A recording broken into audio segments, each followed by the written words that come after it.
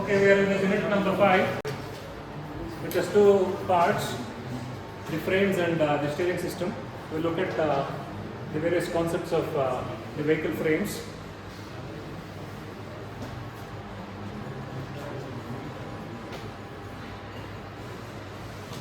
So first of all, let us understand what is a chassis frame. So chassis frame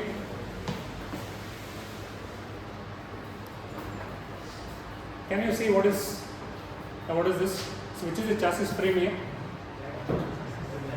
This is the chassis frame. I think if you remove this, all of these parts will be separate parts. So basically chassis frame is a member which holds all the major components together. And basically which are the major components which is holding it together? So that is the front wheels and the rear wheels.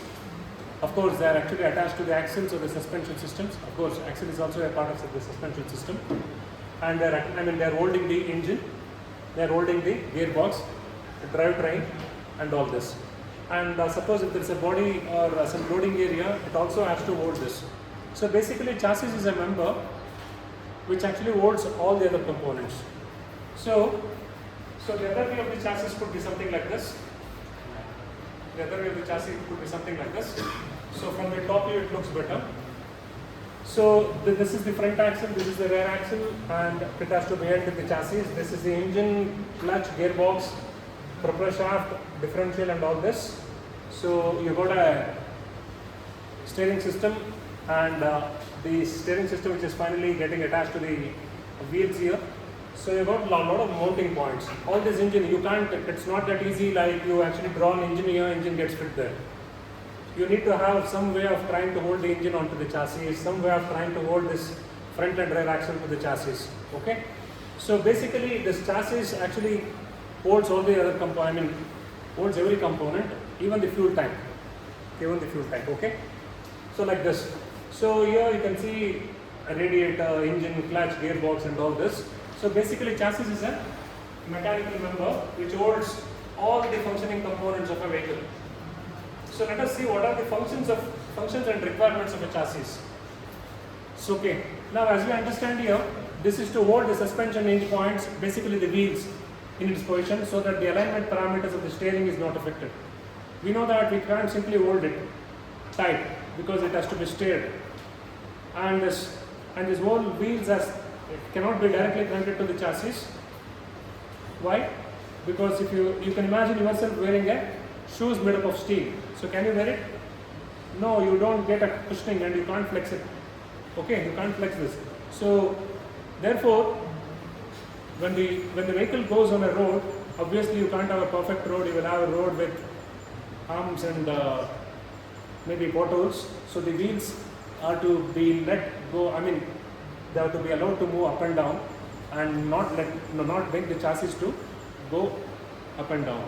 So they need to absorb the shocks. So that's the work of the suspension system. So they should be able to hold the suspension components in place and exactly in its place. Even if it moves by a few millimeters, the whole vehicle system, the whole vehicle suspension system will actually, basically there are some things called as wheel alignment parameters, toe in, toe out, camber, caster and all that. Even if this point moves by a few that side and this side, and this camber and caster will always change.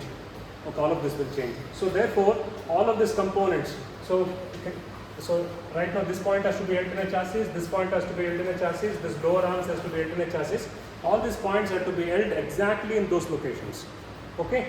And you can see here, usually many people, it is very common that to hold all these components, people naturally think of some ladder-like member like this, which is basically a ladder type of suspension system. People also call it as a spine type of suspension system or a backbone type of suspension system, which actually looks like a ladder and which holds all these components.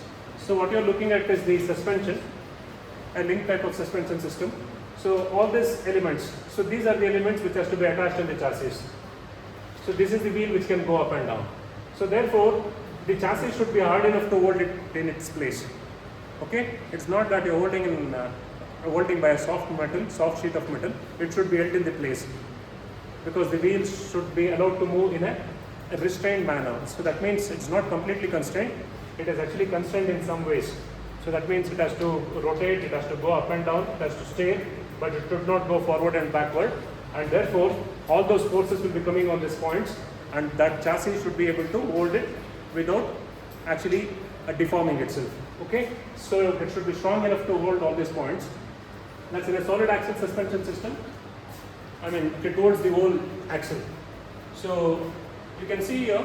So what is this type of chassis? Can you imagine? This is a ladder type of chassis. It's not. So it is actually, you will study in few minutes. It is a part of the monocoque chassis. So that means the body itself acts as the shell which actually holds the parts together. So here, these are called as the subframes. These are called as the subframes. The subframes, this blue color thing that you're seeing, no?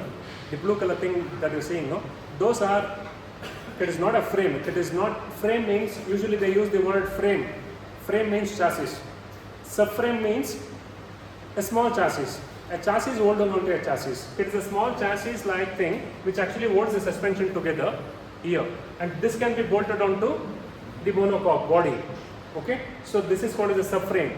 Most of the modern cars have got the subframe because if there is an accident and suppose if the body deforms and then you can't replace the whole body, what you do is you replace the subframe and you actually fit it onto the body, and the subframe components hold the suspension system exactly in its place, because you can't repair the body and bring it back. Okay, I think that has to be dealt in the coming topics. So these are the chassis like this. You can imagine how they are holding all these components, wheels, all this. So whichever sketch you feel is easier, you can copy, or you can actually use it for writing in the examination. And the second thing is to provide anchor points or the mounting points for the driveline components. So driveline means you understand that the engine sits here in this engine bay. Okay? It's not that there is a floor you can keep it. It has to be held in some way that the engine, when it vibrates, should be able to absorb, I mean, there should be some mounts which absorbs the shocks from the engine, the vibrations from the engine, and still hold this in position, and this chassis provides mounts for that. Okay? So this provides mounts for the engine, this provides mounts for the gearbox, propeller shaft, and all the systems. And then to provide mounting points for the body and support the load of the passenger or the good platform. So you can, I think in this, most of these chassis like this, you can build a bus body or a truck body. People say that there is some small difference in the suspension system of this too. So though they look like, you might have seen in the highways that this chassis, I think the driver would be driving a simply chassis without the body. So you don't know whether it's a bus or a truck. But people say now the suspension would be different for the bus and the truck.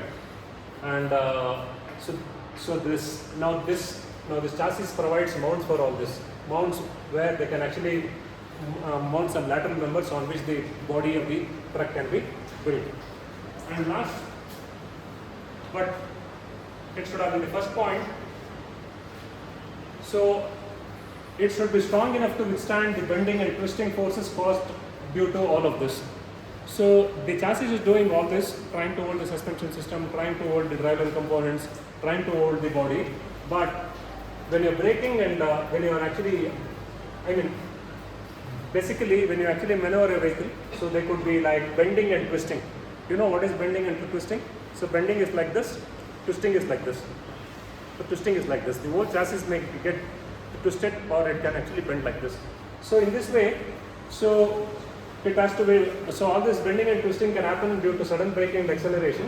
It can happen due to to withstand the stresses caused due to bad road condition. So that means that there can be a pothole or there can be a big stone on which the one wheel rises, but the other three wheels on the road. So these three wheels are on one plane, but the other wheel is on one plane. So as you can understand, the chassis getting slightly twisted. Maybe even in your car, you actually hear that squeaking sound from the door and all that, because the whole chassis is getting twisted and the door has to adjust itself in this chassis. So it rubs at some point. So you get some sound. So it can happen. And to withstand centrifugal forces while cornering and all of this in combination. And right now this fifth point has become very primary these days. So this has to provide a crumple zones and safety cage for crash safety. So that means the front and the rear should be made in such a way that they actually take impact and they actually absorb the impact of the accident and actually crumple. It should not be like chassis is very hard and upon accident the chassis doesn't take any bending but the driver inside dies. Okay, so it should absorb as a cushion. It should actually absorb the crash like a cushion, crumple, absorb the energy, and therefore I think earlier people were only worried about the front crumple zones, but nowadays they are also looking at the rear crumple zones because even the vehicles can hit from behind. And this center part has to be made with a very high strength steel so that the people inside are safe. Okay. So these are the basic functions of the chassis. And one student had written beautiful explanation last time in the internals, and this answer found, it was found much better than my explanation. So you can read this. This was from one of the diploma students almost 2 years back. 1 year back basically.